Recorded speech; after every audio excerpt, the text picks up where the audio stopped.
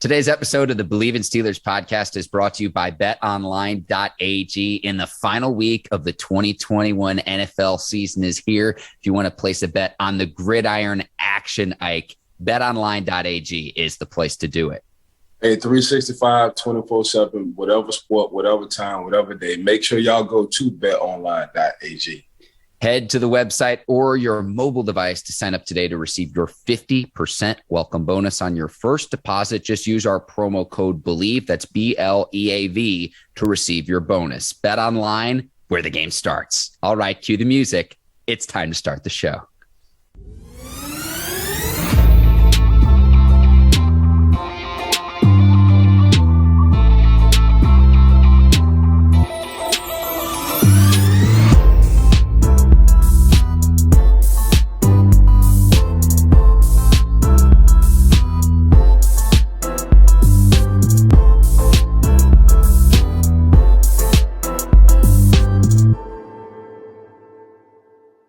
Welcome to the Bleav in Steelers podcast on the Bleav Podcast Network. I'm your host, Mark Bergin, joined as always by my guy, two-time Super Bowl champion and 12-year veteran of the Pittsburgh Steelers, number 24, Ike Taylor. IT, I wouldn't have it any other way. Week 18, final week of the NFL 2021 regular season. Steelers, Ravens, NFL's best rivalry. We are here. Both teams need a win to remain alive for their long shot postseason chances. But like I said, right off the top, I wouldn't have it any other way. Really excited for this Sunday's matchup. I know, right? Just a few scenarios for the Pittsburgh Steelers to get in the playoffs, but they got to take care of business, and that's beating the Baltimore Ravens, which they don't have trouble doing, Mark. You know, it's hard for a lot of teams to stop Lamar and company and Hudley and company, a protege of Lamar. But at the same time, Pittsburgh, I'm not going to say they make it look easy, but it's not that hard for them to kind of shut it down. I think they have the formula, they have the recipe to slow Lamar down, not exactly shut him down, but to slow him down and always give themselves a chance against the Baltimore Ravens. And so we'll break this down. We're not sure if Jackson's going to play at full disclosure to our listeners and viewers. We are recording this on Wednesday. It will be out on Friday morning. So we're not certain about Lamar Jackson's status with his ankle. We'll talk about that. But first, let me paint the playoff picture for both teams. So for the Steelers to remain alive for the playoffs, they need the following to happen. Obviously, they need to beat the Ravens in week 18. They also need the Jaguars to beat the Colts. We're going to have a full breakdown of that game between the two AFC teams. And then also, they need to make sure that there's not a tie between the Chargers and the Raiders. If those three things happen, the Pittsburgh Steelers are in the playoffs. So still an uphill battle, Ike, but it's not impossible. And it first starts with the Steelers taking care of the Ravens on Sunday afternoon. Yeah, anything is possible. Anything can happen. So it's all they have a chance, but the only way they will have that chance is them taking care of business and beating the Baltimore Ravens. Yeah, I'm with you there, Ike. And I'll say this, and we've stated this here on this show on the Bleav in Steelers podcast. Even if the Steelers get into the playoffs, I don't anticipate that they would do much once they're there. But at this point, the difference between getting a slightly better draft pick and making the playoffs, Big Ben's last run, might as well make the postseason and try to see what can happen. So I know we don't expect much from this Pittsburgh team, even if they do sneak in with that final 7 seed. But at this point, it's like I'd rather get in than not, considering your draft pick's not going to be all that much better.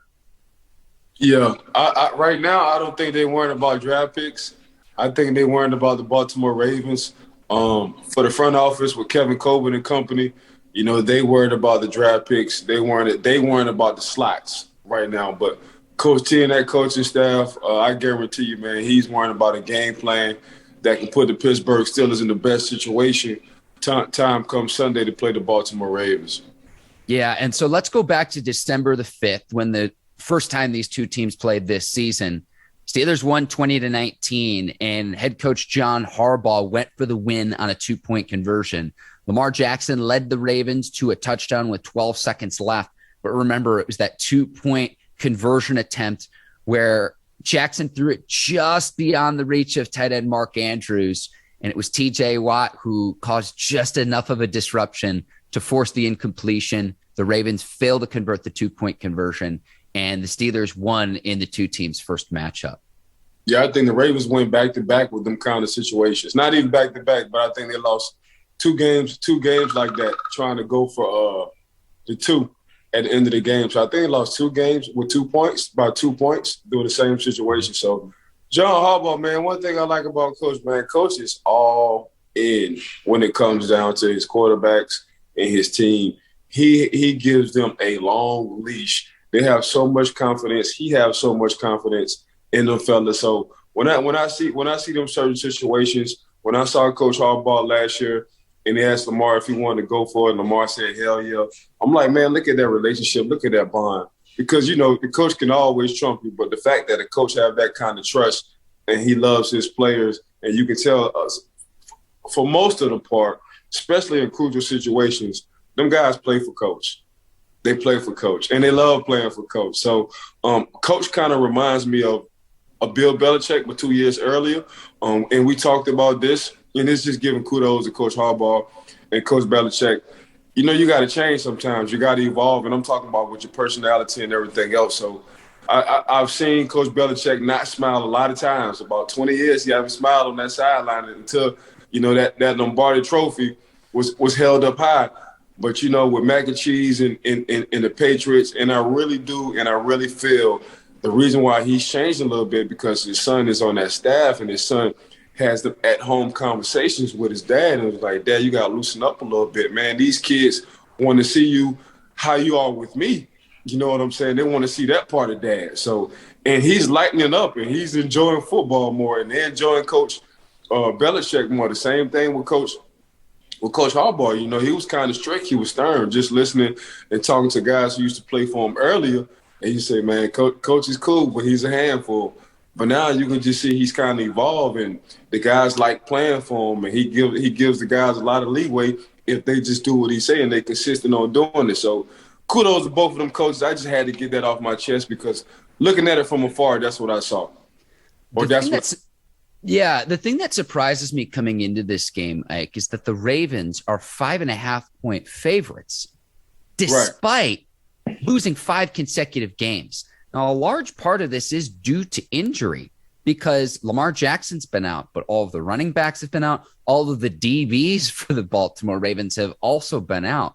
So I like the way that Tyler Huntley has filled in. And remember, during this 5-game losing streak, Huntley missed a game because he had COVID-19 as well. Insert Josh Johnson. And so this Ravens team has been on a bit of a tailspin. But if you look at all of the injuries that this team has had this season, I would anticipate in 2022 that the Ravens are going to come back with a vengeance because they'll be able to stay much healthier than they've been this season. Kind of like it reminds me of what happened to the 49ers, Ike, a year ago, where it was like this was a team that was a contender in the playoffs, in the conversation for among the NFL's best teams. And injuries just completely have devastated the Ravens. And to me, that's really been the reason why they've been on this 5-game losing streak.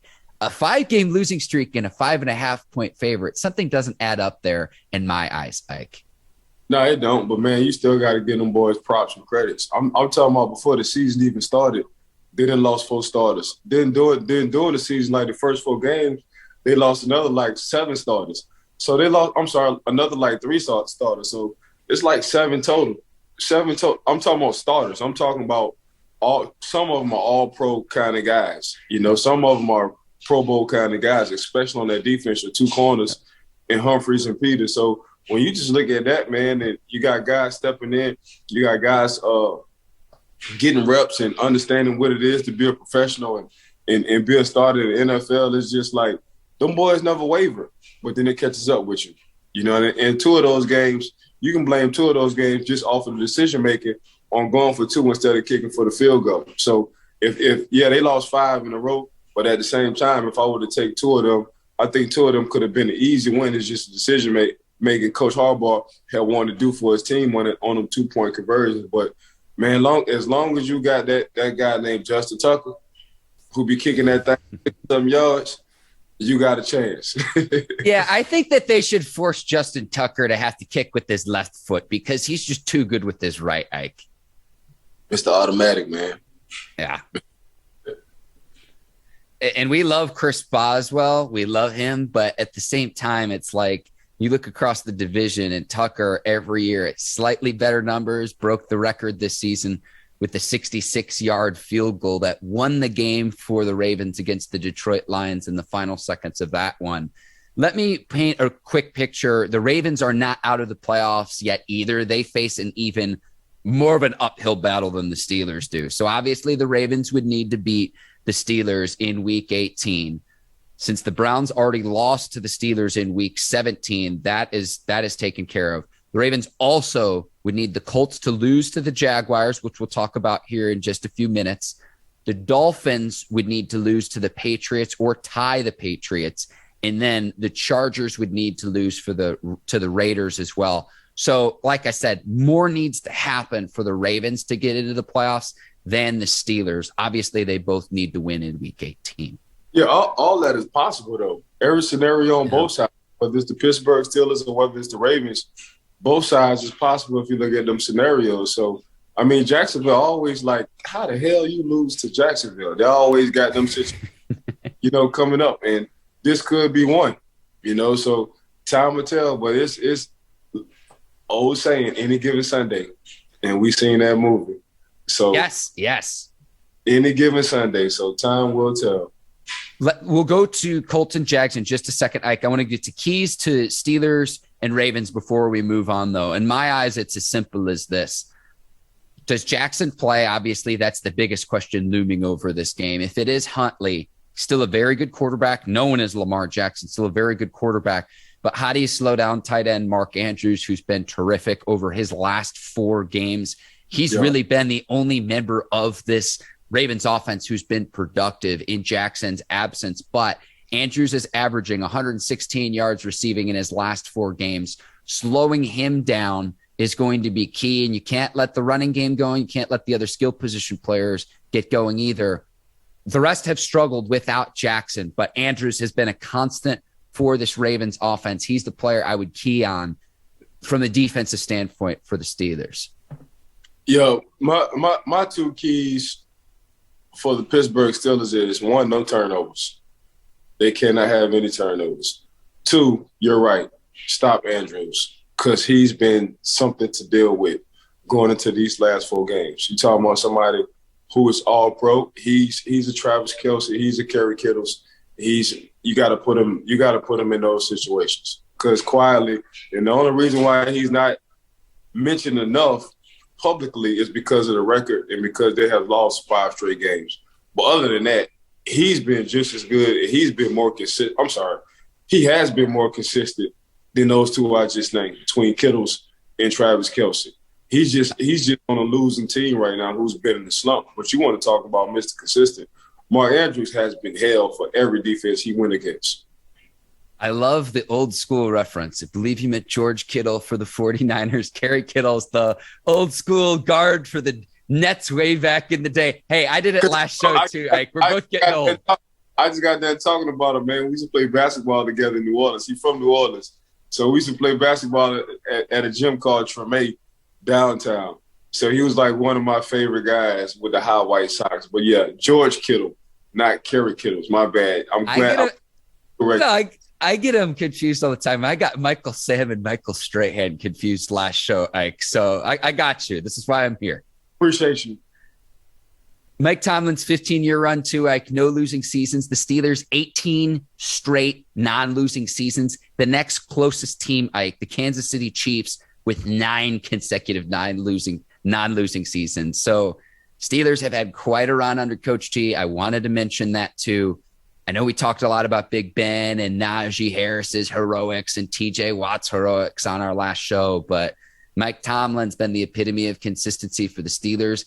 I do think the Steelers still need to make a lot of changes in the offseason. I don't think that this is a Super Bowl team, but considering the level of talent, considering what he has, I think any fan base would take what Mike Tomlin has done in his tenure with the Steelers. It starts from the top down, and to continue that streak, the Steelers are going to need to make a lot of changes this offseason. But Mike Tomlin, Ben Roethlisberger, they've been 2 consistent pieces of that puzzle is, you try to make the postseason, Ike, but like you always said, how you're measured in this league, whether you can hoist the Lombardi trophy at the end of the season. So I want to clear that up for any listeners or viewers. There's been some people in our YouTube comments saying like, oh, you guys are talking out of two sides of your mouth. And it's like, look, we can enjoy Big Ben's final win at Heinz Field. We can enjoy it, a hard-fought victory. We can hope for the best and hope the Steelers make the playoffs. But I am going to be real in terms of seeing the forest between the trees in terms of what you're actually after. But I got to give credit where credit is due. If your highest draft pick is the 10th overall pick with Devin Bush a few years ago, it's like if you keep taking food out of your fridge or out of your pantry, eventually it's going to be bare and you got to restock. Eventually the Steelers are going to need to restock, replenish through free agency, through the draft. And that's not to take away credit from what the Steelers have accomplished and what they did in week 17. Rant over. I had to say it, but some people are questioning us in our YouTube comments. I hope that clarifies what we mean. Yeah, Coach T, man, 15 years without a losing season. Man, that's hard. So that's big kudos to Coach T and how he's running his coaching staff and how he's keeping his guys motivated, not only motivated, but keeping their mind right throughout the course of the year and the game. Because you have injuries, you have turnovers, you have adversity, you have situations not only on the football field but off the field. Stuff onto it, he couldn't make it this year because he's battling some personal issues with his brother. Kudos to Coach T. Then you have a Devin Bush, got to make an executive decision on what you want to do with Devin Bush as far as like getting him back to his health. Kudos to Coach T. Then you have Big Ben and what's going on in his situation as far as like, do I take the leash all the way off of him? I know this might be his final year. Kudos to Coach T. Then you got a Joe Hayden. Man. He's been down bad. He's been in and out the lineup because of injuries. Kudos to Coach T. Then you got an offensive line, a young offensive line who's finally coming around. That's kudos to Coach T. So Coach T, man, this is a lot of stuff Coach T has to deal with. Then you got the Chase Claypool incident going into Minnesota. They almost came back. I mean, kudos to Coach T, but kudos to Coach T on what he said on when he stated after the fact. We always in the rush to say Chase Claypool and blase. Chase Claypool lost 30 seconds on the clock, and that's why the Pittsburgh Steelers probably lost that game. They could have had some more time. But Coach T, man, his post game, not even press conference, when he came back on that Tuesday, he stated, this is bigger than football for me. Yeah, I'm an X and O guy, and yeah, my resume is good, but I'm here to groom young men. And some young men gonna grow faster than others, but this is why I'm here. I'm here for these young men to talk to. I'm here for a shoulder to lean on. I'm here for bad situations. We're going to rejoice in good situations. But this is why I'm here. The coaching football is natural for me. I can do this in my sleep. But this off the field stuff and these situations on the field, this is why I'm here. So Coach T, man, he's just different, man. He exactly what my cigar is, man. He's one of a kind. He's a one-of-a-kind coach. He's a one-of-a-kind guy. And them guys don't come around too often as well. I think about the first season we did the show in the 2019 season, Ike, when the Steelers were forced to start an undrafted rookie, Devlin Duck Hodges, who's no longer in the NFL. Duck Hodges, love him, but he doesn't even start for a CFL team. And still to go 500 with your back against the wall with an even younger roster than they have now, it says all you need to know, Ike. It says all you need to know. 500 with your fourth-string quarterback. Duck was on the practice squad and they moved the fourth-string quarterback, and you can go 500. That says a lot. That says a lot, bro. Yeah, because remember, Josh Dobbs had gotten traded to the Jaguars. Dobbs now back on the Steelers. All right, let's go to Colts and Jaguars because we could continue to reminisce for the rest of the day. Steelers fans, we are Jaguars. We are Jacksonville Jaguars fans this weekend. Jaguars at this time are 16-point underdogs, but like you said, Ike, any given Sunday. Now, the Colts need either a win or a tie to make the postseason, and to me, It's as simple as this. The Jaguars' worst record in the NFL at 2-14. Can you stop Jonathan Taylor on the ground? I'd expect him to get a heavy load of carries in week 18 of the season because the Colts also need this game. But the Jaguars did keep it close in week 10, losing 23-17. So I'm hoping against hope. I've got my fingers crossed. I'll do a rain dance, whatever we need for a Jaguars upset. I'm a Trevor Lawrence fan this weekend. This game's going to be going on at 1:00 Eastern time on Sunday, simultaneously with Ravens and Steelers. So I'm going to be doing some scoreboard watching and watching both games at the same time on Sunday. I can't wait. I just hope the Jaguars can give the Colts a fight on Sunday afternoon. Man, hell with the fight. I'm looking for this 3-14 record. I hope the Jacksonville Jaguars, and I guess this is what they said going into the locker room. Man, let's close this season out with a W and let's transfer that thing and carry that thing on to the 2022 season. So, yeah, I'm looking for this 3-13 record, man. They ain't even tripping. They got this for me. I love how confident you, Ike. What prompts this confidence? Because, look, I know that the Jaguars kept it close in week 10. Jacksonville's coming off a 50-10 loss to New England, and the Jags have lost 8 consecutive games. What is your reason for optimism, Ike? Share some of your Kool-Aid with me because I need it right now. Because I'm looking at the Colts, and, yeah, they need it, but it's a lazy, yeah, we need this win. You know what I'm saying? It's not a Pittsburgh Steelers or Baltimore Ravens like we really need this win. You know what I'm saying? So it's like, okay, we can get in the postseason. But for the Pittsburgh Steelers and the Jacksonville Jaguars, it's like this is a must-win. This really ain't a must-win for the Colts. You know what I'm saying? And I'm looking at how Jacksonville played them last time. They played them fairly well. So I think they know what to do this time around, the second time around, going into Indy and playing the Colts. But at the same time, man, I just got faith. Jacksonville always pull out some BS, man. And the BS in a good way. They always pulling out some BS. So they'll beat a real good team. They'll get slaughtered by the New England Patriots 50-10, but they'll wind up beating the Indianapolis Colts. So that's what I'm going with, man. I'm just going with my guns. Hey, I'm going to go ahead and give y'all a shout out right now. Jacksonville, man, I appreciate y'all for beating the Colts, man, and I appreciate that 3-14 record as well. The reason I'm laughing is because I know your own personal playing experience against the Jaguars when you were a member of the Steelers. So that's what I'm laughing about, Ike. I think you're getting a little nostalgic on today's show. It's all good, man. They say you gotta talk that thing to existence. So that's exactly what I'm doing, Mark. Okay, so you're just for the record, you are predicting that the Jaguars will win. Manifest. Every time I talk to a young woman, she was like, you got to manifest, Ike. You got to manifest. You got to manifest. You got to manifest. So I'm manifesting. Mark, that's what I'm doing. I think the Colts take care of business, especially because a few weeks ago we were talking about, is Jonathan Taylor an MVP candidate? At this point, doesn't have the rushing total, and the Colts are just going to squeak into the playoffs. I don't see it. I do think the Colts will take care of business. I'll say this, though.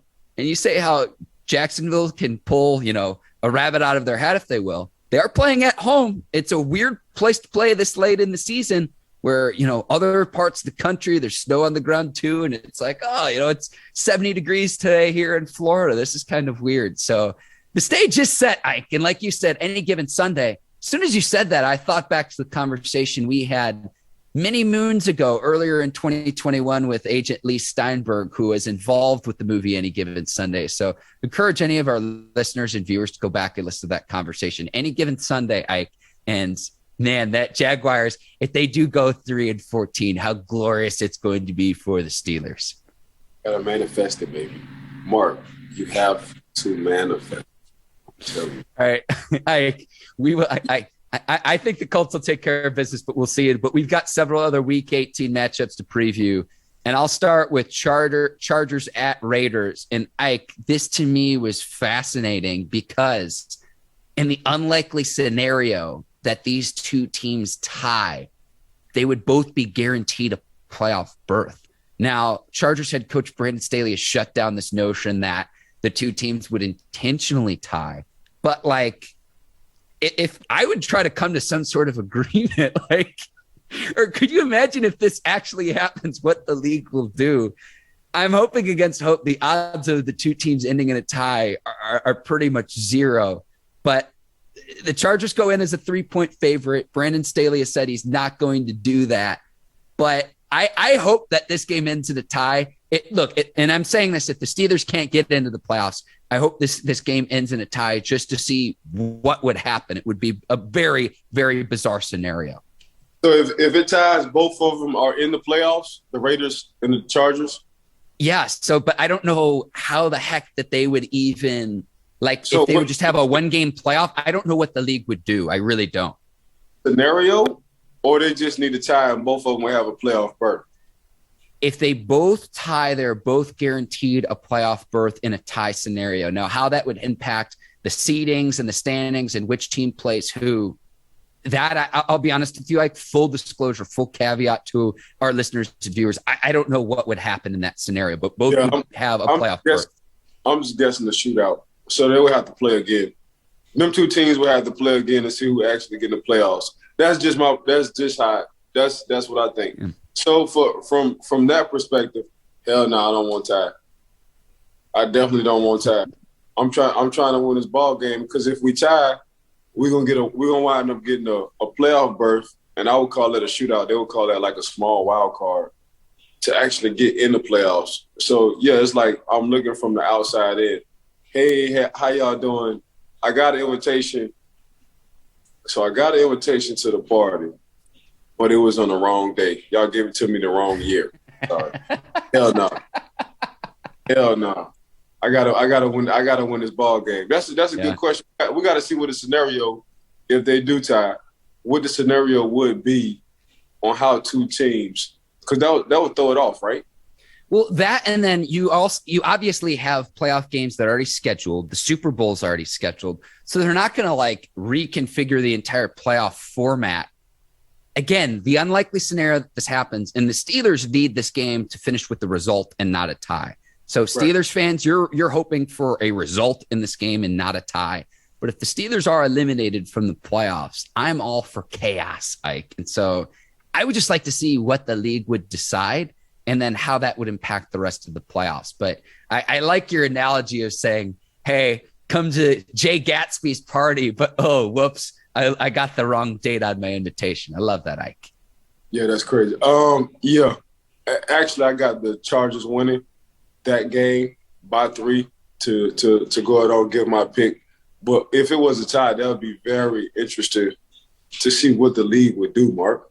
Yeah, I'll take Justin Herbert over Derek Carr. I know the Chargers are on the road. Right. The Chargers at their peak have a higher ceiling than the Raiders do, in my opinion. So I'll take the Chargers if they're playing up to snuff to take care of business on the road. I'm with you there, Ike. A few other AFC matchups, Ike. Chiefs at Broncos. Chiefs have a chance to earn the number 1 seed in the AFC. Can't afford to lose to Denver if they want that chance. I don't think that they will. 10-point favorite, we'll see. But I think the Chiefs take care of business. At the very least, you could throw the Chiefs take the Chiefs money line and throw them into a parlay. I think they take care of business in Denver on the road. Yeah, I agree. I agree with you too. The Chiefs they still bitter. They got a sour taste in their mouth about losing to the Cincinnati Bengals last week. So I think they're going to come in. They're going to handle their business against the Denver Broncos, who at the quarterback position have been very inconsistent since Teddy Coolwater hasn't been playing since he's been injured. So, yeah, I'm going to go ahead and rock with the Kansas City Chiefs on this one. Okay, Jets at Bills. The Bills are a 17-point favorite, but the reason this game is important, Ike, is if the Bills win, they win the AFC East division. So I'll go on and take the Bills. And you want to know what? Going back to that last game, I mentioned moneyline parlays. If you want to make easy money this weekend, take the Chiefs on the money line, take the Bills on the money line. You're not going to get great odds, but that 2-game money line parlay can put some coin in your pocket. Give me the Bills at home to win the division and take care of the Jets in Week 18. Yeah, I'm going to take the Bills as well, but I'm not going to take them by 17. I'll probably take them by 9. I think the Jets have a lot of confidence on playing Tom Brady and company, the Bucs. last week, just playing them that tough, that tight. I think it boosted their morale. So, yeah, I'm not looking for the 17. I'll take it by 9, though, when it comes down to the points. I've got to mention one other thing, Ike, and then a few NFC matchups, because the NFC is a little bit more set than the AFC. The Tennessee Titans are expected to get Derrick Henry back at practice this week. He's jogging around in cleats in the practice, so I don't know if he'll play in the Titans-Texans matchup. That's a bit of a long shot. But if the Titans get back Derrick Henry, arrested Derrick Henry for the postseason, that opens up a whole can of worms. What an asset that would be for the Tennessee Titans to get their star running back for the playoffs. Yeah, they're not going to rush it. I mean, they're going to be in the playoffs, but they don't need to get him back right now this week, even though if he is available. So they've been doing well without him. You know, and when they do play him, it's going to be in spurts. He's not going to get no 25 carries. I'm looking, 5 to 10 carries just to see where he's at. If they ask him on the sideline how he feels, then, they'll give it a go. But at the same time, man, they got a stable full of backs. And just to add him back into the rotation is going to be something else. Just to have him on the field and people and his teammates just like having him out there, the coach of the year, really. Yes, the coach of the year, because Coach Vrabel, man, when they lost him, I've said it.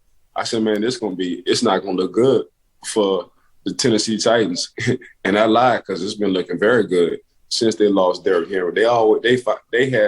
They have been finding ways to win the ball game, and my number one concern was that secondary, and that secondary is not a concern for the Tennessee Titans. Them boys out there handling their business, and they just got a stable of running backs who have just that tough man. They have Coach Vrabel mentality. He's just a tough guy.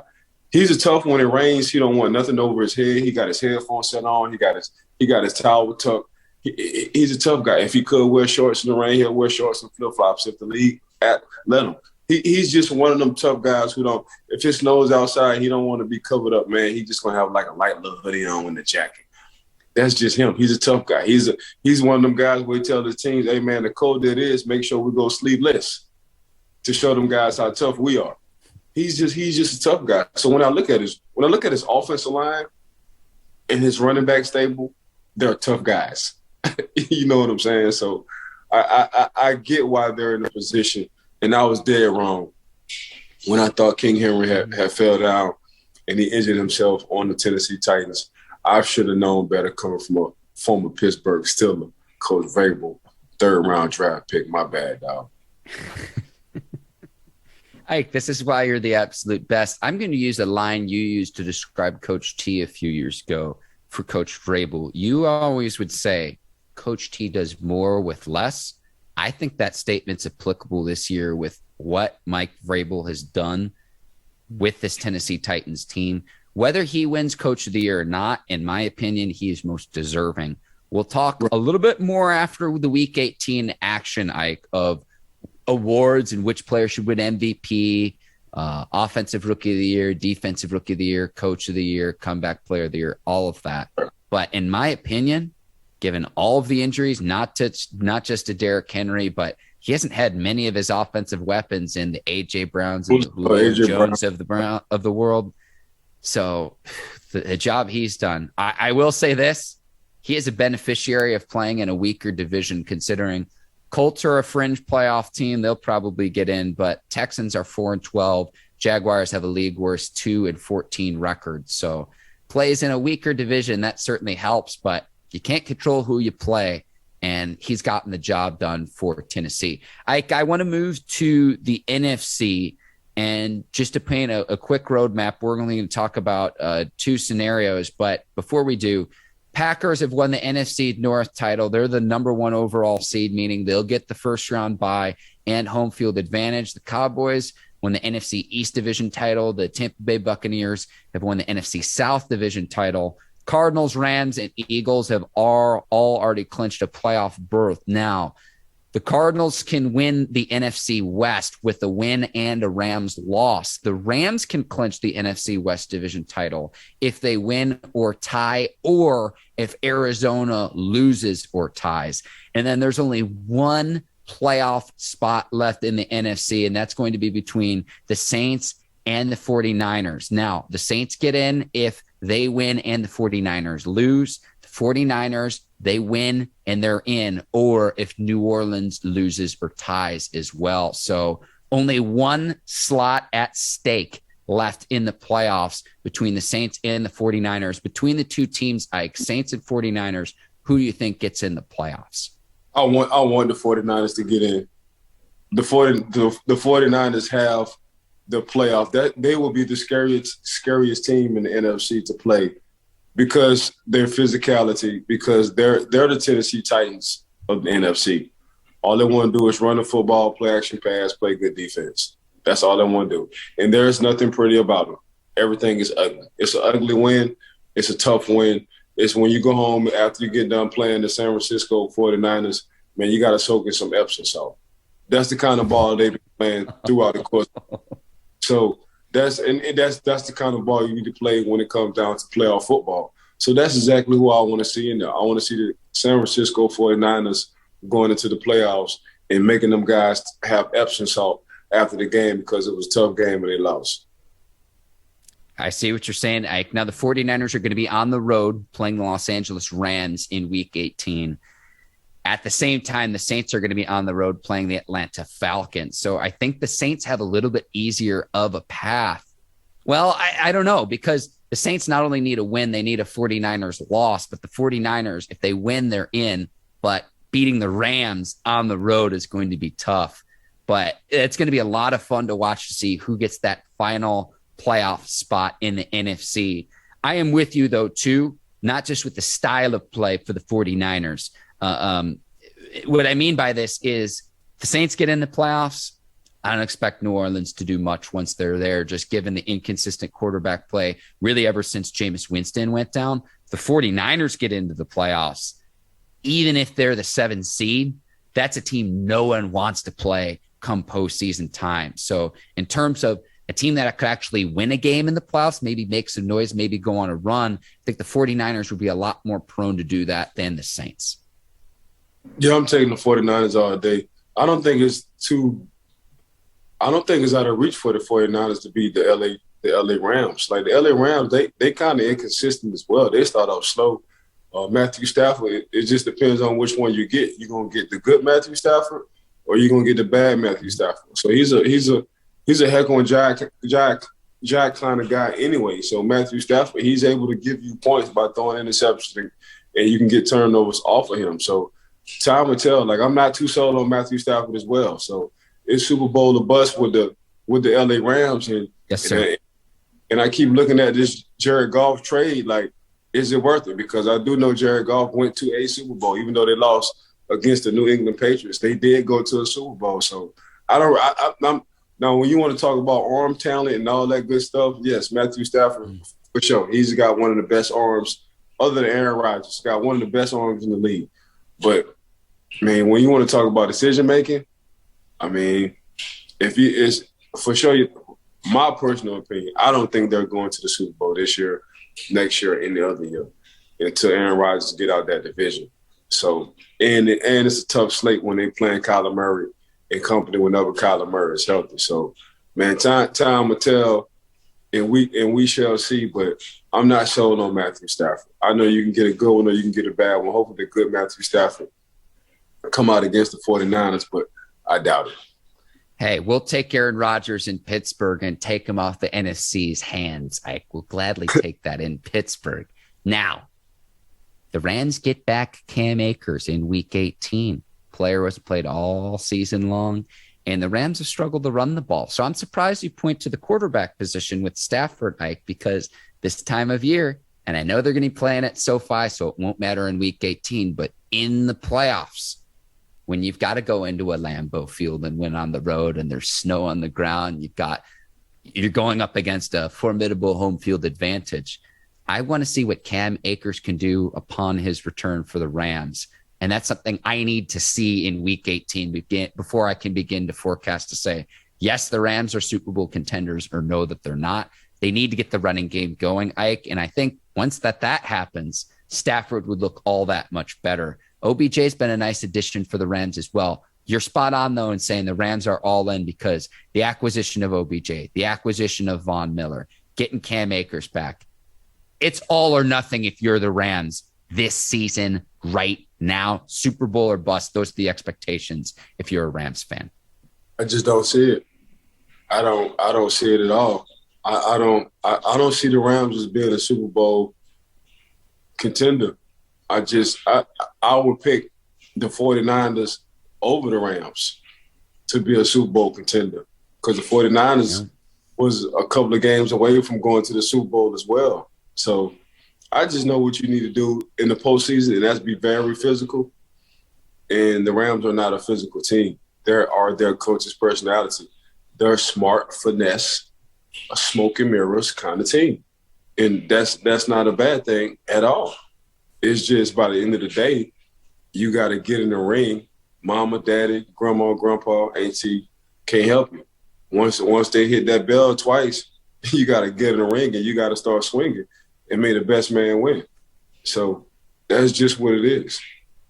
Okay, so Ike, you got the 49ers getting into the postseason. Oh, man. I'll take the 49ers too because it's a win-in-you're-in scenario. And so it's like they can control their own destiny, whereas even if the Saints beat the Falcons, they still need the 49ers to lose. Give me the 49ers in a do-or-die situation with their back against the wall, pushed into the corner when they need to make it. I'm going to go with you here, Ike Taylor, based on your expertise. I'm going with Ike. If you want to place a bet on the action, betonline.ag is the place to do it. Ike, our final score prediction, Steelers and Ravens, NFL's best rivalry again. Ravens opened as a 5-point favorite. That's up to 5.5 right now. What's your pick Sunday afternoon between the two AFC North rivals? Pittsburgh Steelers. I'm sorry, what you was talking. 17-14 Pittsburgh Steelers. Let's go. I've got the Steelers winning 24, Ravens 23. I think it's going to be a nail biter yet again. I think it's going to come down to the wire yet again. I hope that it matters because, again, I'm going to be watching Jags and Colts on another screen too. So I hope that even if the Steelers win, it's like, okay, they win and they're in the playoffs versus if the Colts win and the Steelers win. If the Colts win, it doesn't matter. This game is irrelevant. Right. Yeah, I'm taking Steelers, man, of course. 17-14, Bob's going to kick that game-winning field goal with like 4 seconds left. Yeah, let's open up the conversation then, too, Ike, to say Boswell deserves just as much credit as Justin Tucker. He's right there at the time of the Pro Bowl voting, and we said this on the show that Tucker had a little bit better numbers. But you're talking my turkey, Ike Taylor. I'm glad. Just slice it up for me. Ike, you're the absolute best. I will do. Slice up the turkey, get you a nice sandwich too. You're the absolute best. I want to thank the folks over at the Bleav Podcast Network, our producers at Brinks TV, led by John Brinkus, Courtney Vargas, Herbert Diaz, and the Brinks TV crew. Also want to thank today's sponsor, betonline.ag. And I also want to thank the listeners and the viewers of the Bleav in Steelers podcast. Thank you for tuning in. Man, major shout out to betonline.ag, Brinks TV, Bleav in Steelers podcast for giving Mark and I the opportunity and the chance. I want to thank everybody for listening, tuning in, and viewing. Make sure y'all give us a 5-piece. That's 5 stars because that's what we are. We're stars in the sky. Keep tuning in. Keep listening, man. Just want to appreciate everybody for supporting Mark and I on this Bleav in Steelers podcast. For Ike Taylor, I'm Mark Bergin. Thank you for watching and listening. We will see you next week on the Bleav in Steelers podcast following Steelers and Ravens. Until then, take care. Enjoy the Week 18 action. So long, everybody. Peace.